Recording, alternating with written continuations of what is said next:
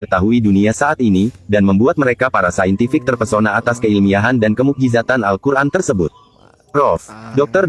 Suzain Moore PhD telah merilis dalam jurnalnya, ia berkata, ini sebuah kitab yang menakjubkan karena terbukti kemukjizatannya, ia telah memperlihatkan bagaimana Al-Quran merupakan sebuah obat penyakit manusia. Suara yang keluar dari tilawah seseorang akan melayang ke udara dan kemudian masuk melewati telinga dan seterusnya diserap oleh tubuh, kemudian ia masuk ke sel-sel yang ada dalam tubuh kita. Suara yang terdengar dengan irama dan frekuensi tertentu mengandung informasi spesifik sehingga dapat memberi rangsangan kepada sel-sel dalam tubuh kita.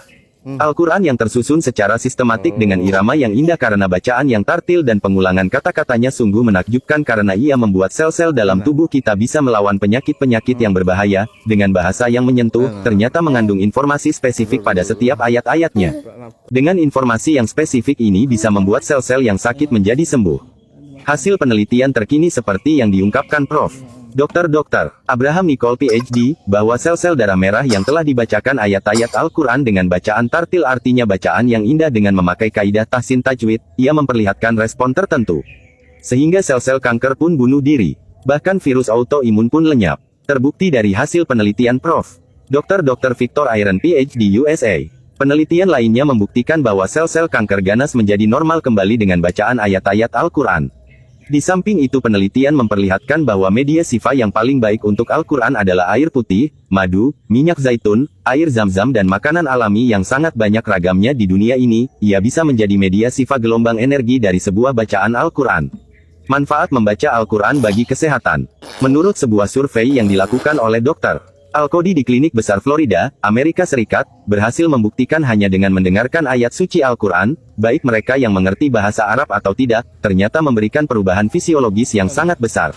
Termasuk salah satunya dapat menangkal berbagai macam penyakit. Hal tersebut dikuatkan lagi oleh penemuan Muhammad Salim yang dipublikasikan Universitas Boston. Mengapa di dalam Islam, ketika kita mengaji disarankan untuk bersuara, minimal untuk diri sendiri alias terdengar oleh telinga kita? Berikut penjelasannya, setiap sel di dalam tubuh kita bergetar di dalam sebuah sistem yang seksama, dan perubahan sekecil apapun dalam getaran ini akan menimbulkan potensi penyakit di berbagai bagian tubuh.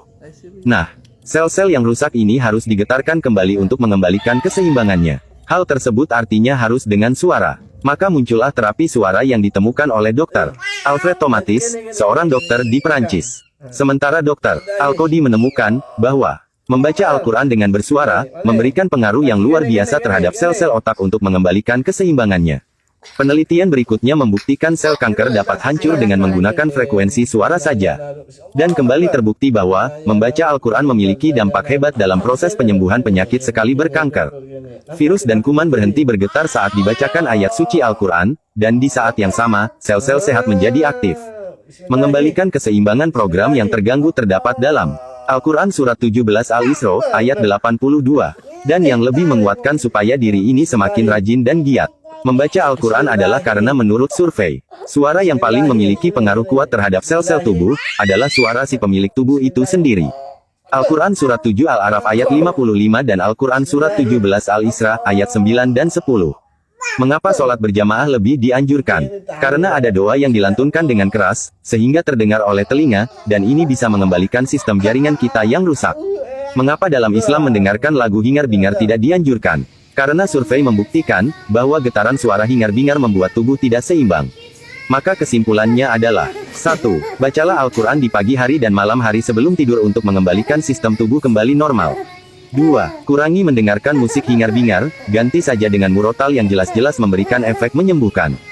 Siapa tahu kita punya potensi terkena kanker, tapi karena rajin mendengarkan murotal, penyakit tersebut bisa hancur sebelum terdeteksi. 3. Perbaiki baca Al-Quran, baca dengan tartil, penuhi hukum tajwid karena efek suara kita sendirilah yang paling dahsyat dalam penyembuhan.